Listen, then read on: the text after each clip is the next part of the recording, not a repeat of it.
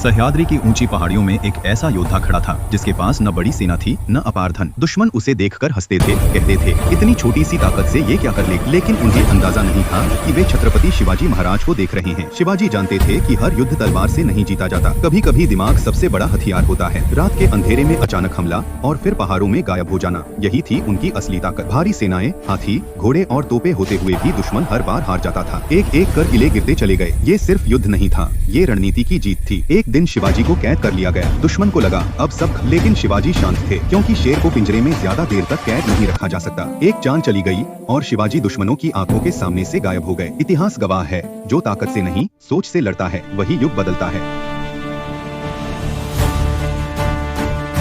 सह्याद्री की ऊंची पहाड़ियों में एक ऐसा योद्धा खड़ा था जिसके पास न बड़ी सेना थी न अपार धन। दुश्मन उसे देखकर हंसते थे, कहते थे इतनी छोटी सी ताकत से ये क्या कर ले। लेकिन उन्हें अंदाजा नहीं था कि वे छत्रपति शिवाजी महाराज को देख रहे हैं। शिवाजी जानते थे कि हर युद्ध तलवार से नहीं जीता जाता, कभी कभी दिमाग सबसे बड़ा हथियार होता है। रात के अंधेरे में अचानक हमला और फिर पहाड़ों में गायब हो जाना, यही थी उनकी असली ताकत। भारी सेनाएं, हाथी, घोड़े और तोपे होते हुए भी दुश्मन हर बार हार जाता था। एक एक कर किले गिरते चले गए। ये सिर्फ युद्ध नहीं था, ये रणनीति की जीत थी। एक दिन शिवाजी को कैद कर लिया गया। दुश्मन को लगा अब सब, लेकिन शिवाजी शांत थे, क्योंकि शेर को पिंजरे में ज्यादा देर तक कैद नहीं रखा जा सकता। एक चांद चली गई और शिवाजी दुश्मनों की आंखों के सामने से गायब हो गए। इतिहास गवाह है, जो ताकत से नहीं सोच से लड़ता है वही युग बदलता है।